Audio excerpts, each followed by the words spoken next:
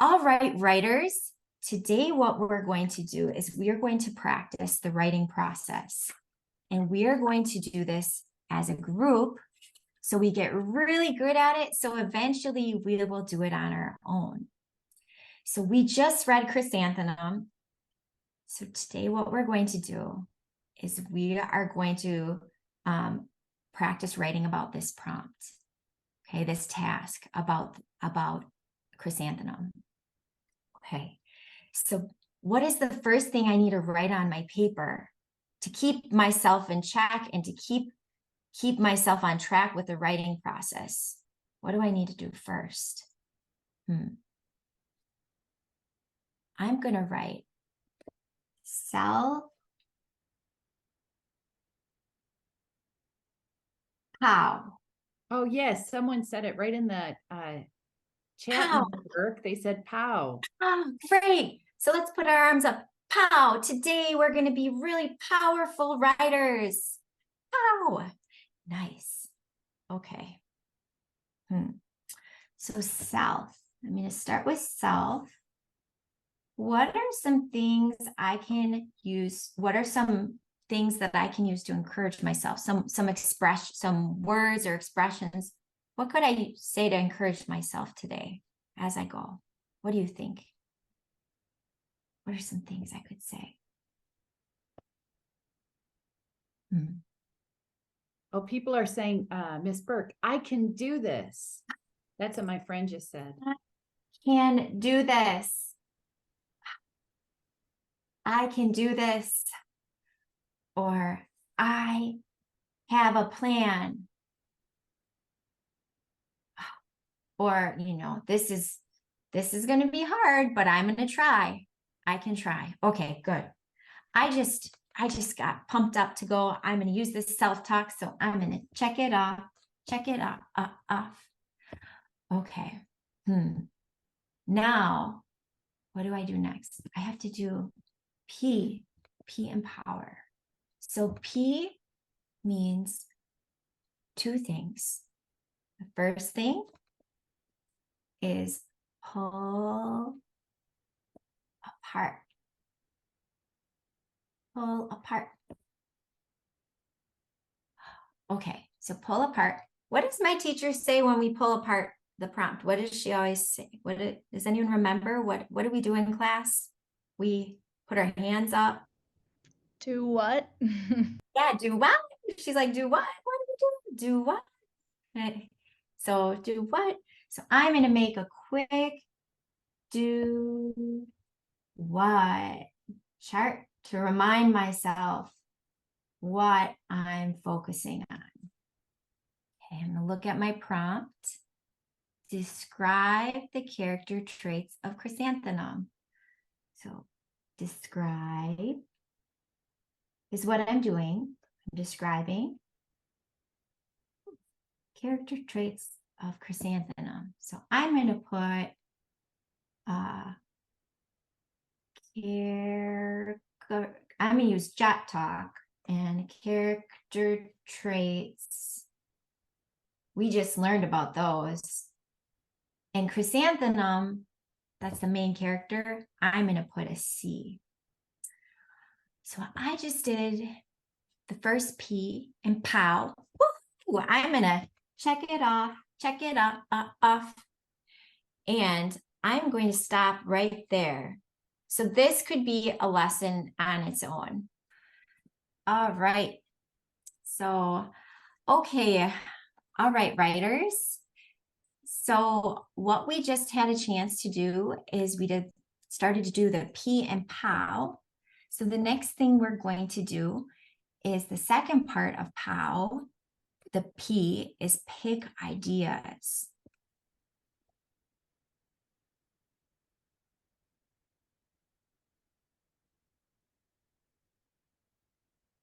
And just so you know, I'm going to speed this up just a little bit. Normally, when you do this with your students, you'll want them to turn and talk and really have this discussion with them. But I'm just going to speed this up just a little bit. I want to make sure you have a chance to do this.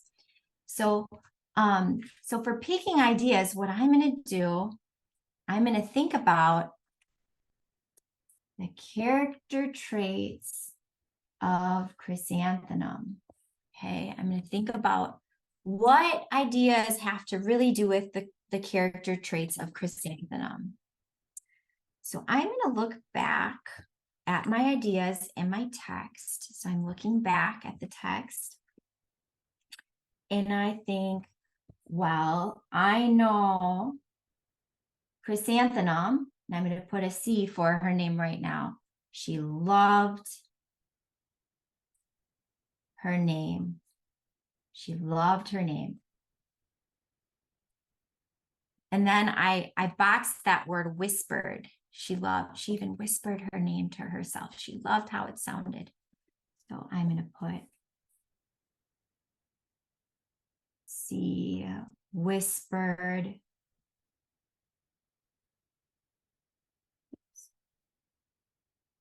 E-R-D, whispered her name. Okay, what else? Well, I remember when those students weren't very nice.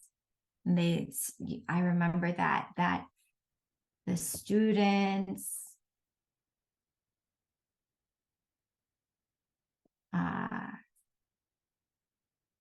said her name, and I'm going to use Jet Talk. They said it was long. Her name was long. It was too long. They said all kinds of things. And what? I'm going to look back at my text, and I put a star by chrysanthemum wilted. So I could put that down.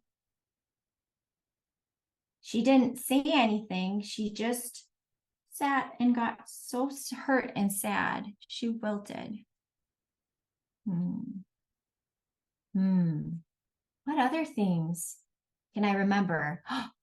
I remember Mrs. Twinkle. So, Mrs. Twinkle, she told Chrysanthemum she's gonna name her baby Chrysanthemum. Okay, so I'm gonna put name baby.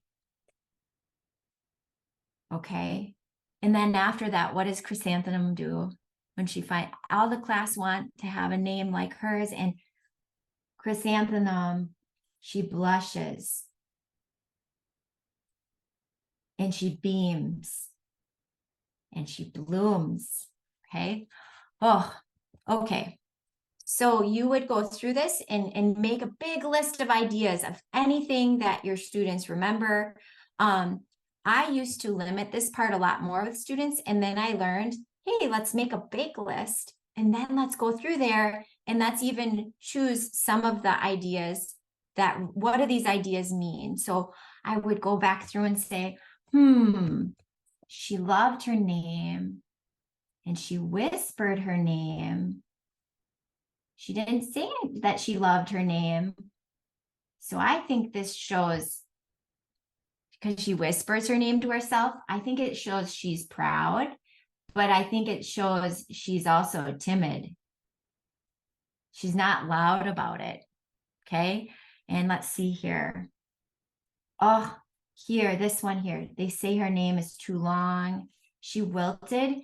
Well, this shows that she's sad, but it also shows that she's timid, I think. And you'd have this discussion. I really love that word timid that you brought up. So, so maybe these ideas are good ones, I think. She talks to her family encourages her. She blushes. Maybe this, when she blushes down here, so maybe these ideas also show that she is shy or timid, because she doesn't say, oh, my name is so great, you all want a name like mine. She blushes. So you'd go through and you'd start to categorize these ideas. And this part is really hard for students to do, so it's important to see that modeled. So this here could be a lesson on its own. This P of a pow. So I just did the P and pow. Second part, I picked my ideas. I'm so proud of myself. Yay. I just did that. So what do I have to do next? What's the next thing that we have to do tomorrow in tomorrow's lesson? What's the next thing that we would do?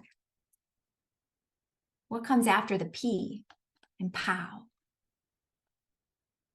What comes next? You got it. Organize. So we are going to organize our ideas. Okay.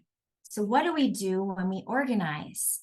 We use tide L. So I'm going to, first I'm going to put the O for organize. I'm organizing my ideas.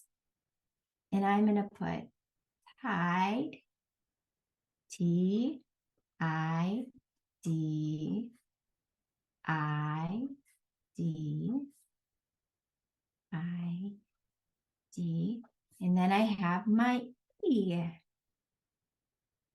Okay. Now remember, I also need my language box. I'm going to go and find some of those really strong words to include in my writing. Okay, so I'm going to look at my ideas. And I remember I have to put the what in my topic. So I have to say something. So I'm going to say something like,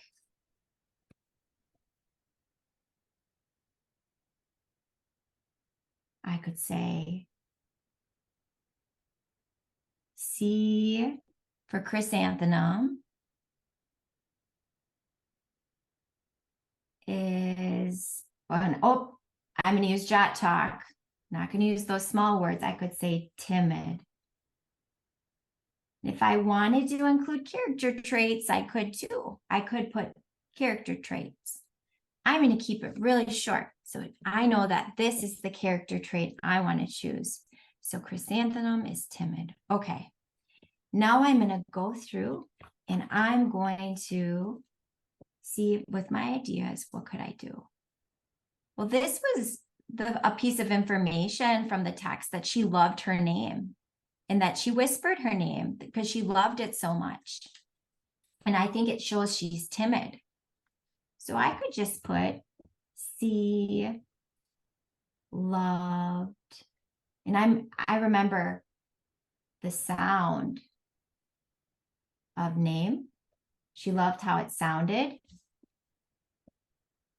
And I know then she loved how it sounded so much. She didn't shout it out loud. She whispered.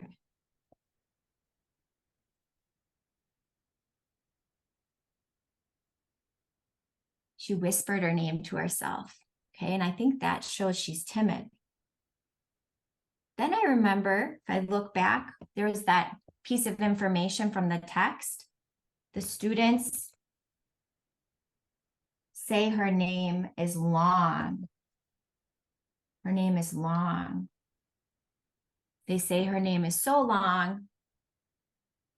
Instead of getting mad and yelling at them, she wilted. She was quiet and just sad to herself. So I could put C wilted. And then if I think more about my ideas, looking at my ideas, I remember one other time she was timid was when she blushed at the end, when she was so proud. So I remember Mrs. Twinkle, sorry about that.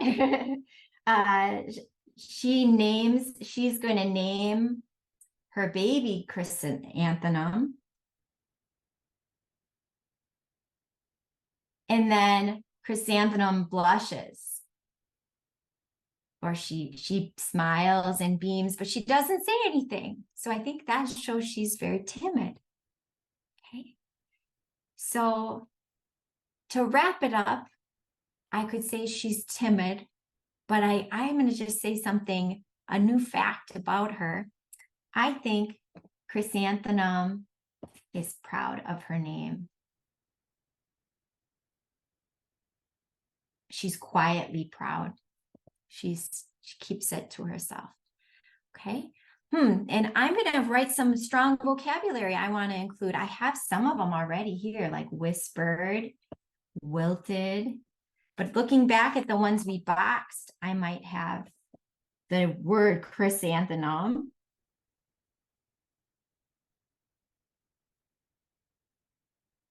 I'm looking brightest.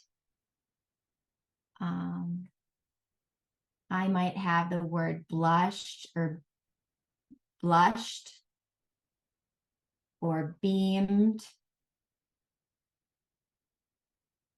I'm looking back at some other words I want to include. I know I have it here, but I would have the word wilted. And I might have some of those character trait words like timid or sad, or I could have feeling words too. Maybe I have the word happy or positive. I know those were some words we came up with. So this is a model. Then I'd go back and I'd say, oh, I just did the O and pow. Woo-hoo. I'm going to check it off. Off. Okay. So this is just an example of the P and the O in pow. So we're going to give you a chance to, first of all, I just want to know if you have any questions about this. Not what you're going to be doing on your own yet, but just about what I just modeled. And if you have any questions about it so far. Better. I just had a question about like how you would break this up into lessons. So would you do the like close read and the gist as one day and then go and move on to the POW? And like would you do just the P or would you do the P and the O? Like how do you break that up really? Yes, it totally, you will get a feel for what works with your class, but I would say I would do like a reading of the text. When I work with students, usually just reading the text and making sure everyone understands it, doing a gist, doing a close read, going back and identifying parts of it that are key ideas or vocabulary. That is like one day for sure. The reading is one day. Then I would say you could definitely do the P and POW one day, and you could do the O one day. It really depends. You kind of read your classroom, or you start it and then you realize, whoa, it's not going how I expected. And then you redo it again, or you restart again, or you, even how we did in the break, we had to stop. And even if you did the pull apart and really, okay, tomorrow when we come back, we're going to pick ideas about this. So you can chunk it for depending how much time you have, because I know you have probably a block of time and you have other things you need to accomplish too. So that's why I love this. And this collaborative practice, just know you model this and collaborative, do it together and together and together. And in kindergarten, you might just be doing this the entire year together. We do as a class. And then maybe a small group goes and they try it, and you're still with the big group, or maybe they're trying it in small groups, kind of or independently, and the teacher's walking around, like in that video we saw at the beginning. But the point of a collaborative is to get them to independence. So you do it as much as you need. And I do it a lot. And I will say the collaborative is part of this lesson 5 is one that a lot of teachers are like, oh, they don't want to do this part. And it is I feel like the collaborative is one of the most important things, whether you're doing it as a whole group. And then when students get more independent, letting them do it in small groups, even though it is challenging at first, but it's just amazing what they do. It's amazing what the kids actually show you they can do. And they like that challenge, I think. And then you get a chance to help other groups, but definitely can be something you're just modeling again and again and again. with different texts.